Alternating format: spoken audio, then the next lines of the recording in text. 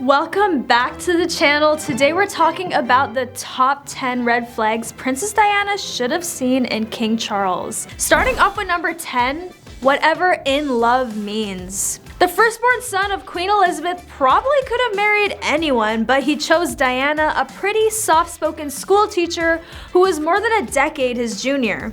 They had met before, but when his beloved uncle Lord Mountbatten passed away, their romance took off quickly right after that. Charles saw Diana in a new light all of a sudden as she offered Charles comfort. But that brand new light might not have been love. In point of fact, if we look back at the initial interview that Charles and Diana gave after they announced their engagement, we can see an awkward moment that may have revealed everything about the relationship. On the day of the wedding, there were also a few awkward moments that nobody knew about, like these little known details about Prince Charles and Diana's wedding. Charles turned to Diana to see what she would say when the interviewer asked the couple if they were in love. Of course, she said with a scowl before turning away. After that, Charles stated, well, whatever love means. Ouch. Like a blow to the heart, right? Diana, that is a red flag right there. Many people probably thought how adorable or such witty banter. However, Charles was probably revealing his true feelings for Diana, or rather his lack of them, instead of being cute or funny with it. On to number 9, Diana's reaction. Those 4 words caused Diana more harm than she showed in the interview. That completely threw me off, Diana remarked later, after the couple's dirty laundry had been made public. She was completely traumatized by it. Diana's lack of understanding of the issue may have exacerbated the situation. She just knew that her soon-to-be husband's comment seemed odd. Diana had trouble processing the fact that Charles had made a bracelet for Camilla, the woman he had always loved, and to whom he is now married. Even though Diana faced a challenge, this was not the worst day of her life. Naturally, Diana eventually realized and accepted that Charles did not love her in the same way he loved Camilla. When Diana and Charles split up in '92 and divorced in '96, the rest of the world eventually did the same. The royal gossip continued after the divorce, and some secrets about Princess Diana were only revealed after the tragic passing of the People's Princess. Number 8, a business transaction. The author of HRH speaking to Us Weekly, according to so many thoughts on royal style, the Wales wedding was almost like a business transaction, which in my opinion sounds about as appealing as wearing wet socks. Diana was clearly very eager, willing, and wanting to please, and she just checked so many boxes and fit right in. The expert then discusses the extremely brief courtship between the royal couple. She stated it was so brief that kind of reveals Charles's approach to this and the pressure he was experiencing. It almost felt like a formality.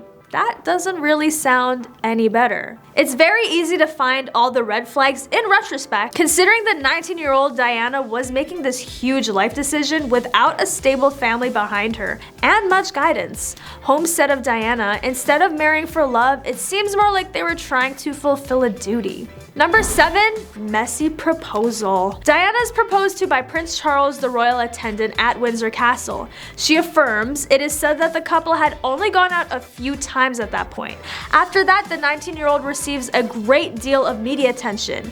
The New York Times reports that she once wept while driving, despite how gracefully she handles most of it. She referred to all of the photographers saying, "I know it's just a job they have to do, but sometimes I wish they wouldn't." She moves into Clarence's house for a small apartment. The guest list for the wedding included political leaders from all over the world, including 3,500 people. Charles was the eldest son of Queen Elizabeth and the heir to the throne. Consequently, the guest list required friends and family as well as world leaders. And Camilla was one of the guests, a royally savage invite. Camilla was seated next to her sister Annabelle in a gray suit and veiled pillbox hat.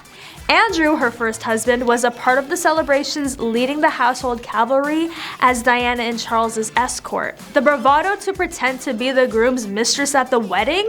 The narrative just flows naturally. To add fuel to the fire, Charles even wore Camilla's gift of cufflinks to his wedding. In case you were wondering why Charles didn't marry Camilla in the first place, the royals didn't like her because she had been married before, which was bad news for the country's future king. However, fast forward to 2005, 1995, when Charles finally married Camilla, who is currently the queen consort, I suppose it was destiny for this couple. Number 5, Charles was emotionally distant from Diana during his affair with Camilla. Additionally, no one has really stood up for her. Andrew Morton published Diana, Her True Story, a shocking account of the breaking up of their marriage. It also talked about Charles's relationship with Camilla and Diana's struggle with her mental health. It wasn't known for sure at the time that the princess worked on the book with the British author in secret. The couple announced their separation the same year. In '96, the divorce was finalized and Diana passed away at the age of 36 from injuries she received in the Paris car accident a year later. Charles, according to Anderson, was heartbroken by Diana's passing. He was said to have been ashen and trembling when he got the dreaded call. A cry of pain that was so spontaneous and came from the heart. He then let out a howl of anguish, according to one witness, could be heard down the hall. Collapsed in an armchair, weeping uncontrollably.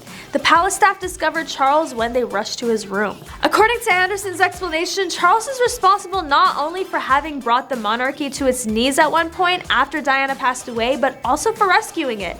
People probably don't realize how devastated he was by her passing. I spoke with the hospital nurses who first saw him when he entered the room and saw her body. He also appeared to have been struck in the face. He retreated. They believed he was going to faint. They were surprised to see how emotional Charles was after her passing. On to number 4, suspicions confirmed.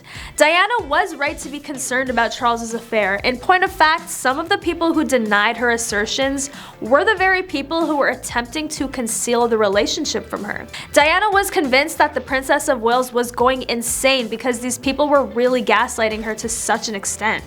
Even Shakespeare couldn't write this kind of tragedy.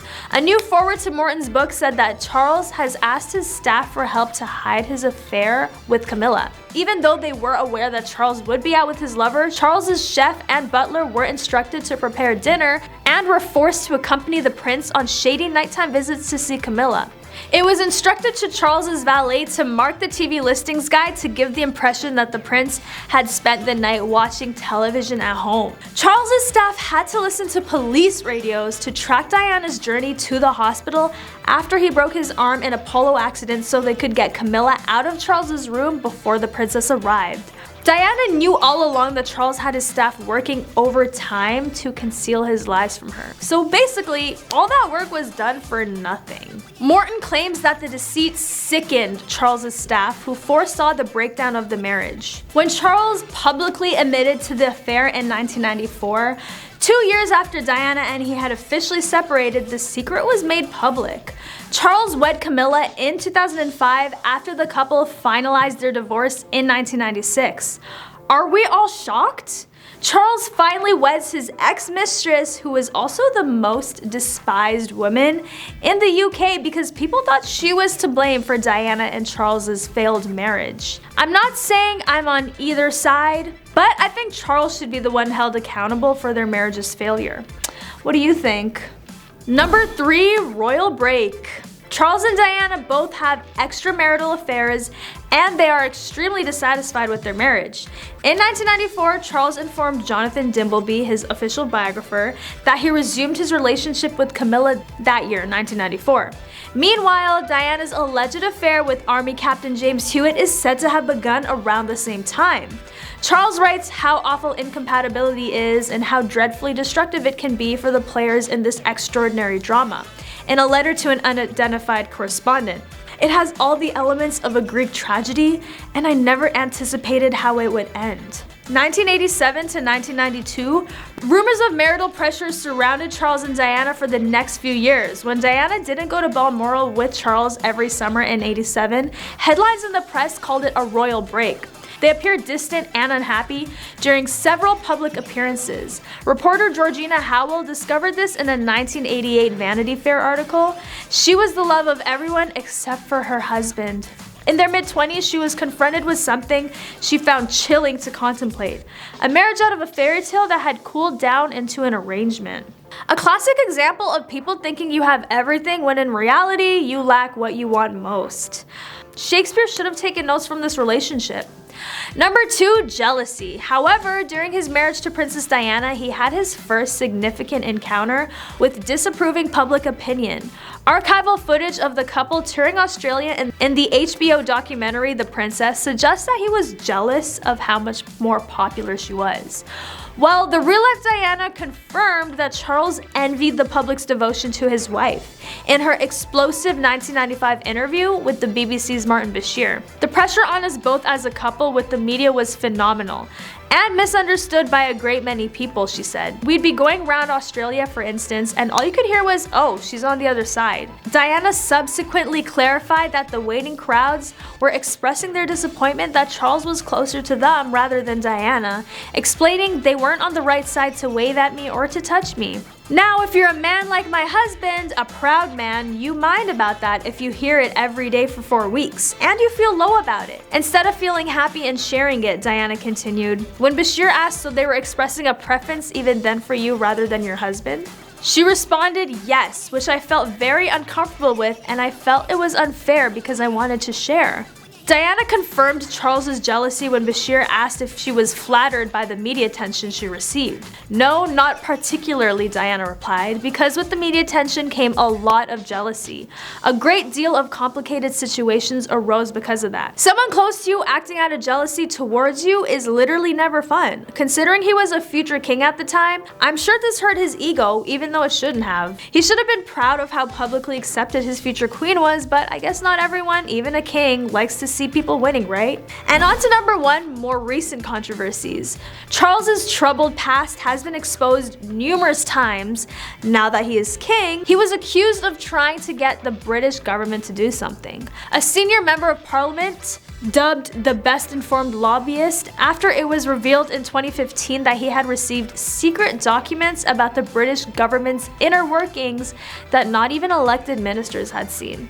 The royal engaged in personal lobbying efforts to senior politicians about a variety of topics, including illegal fishing of the Patagonian toothfish and orders of military helicopters during the Iraq War.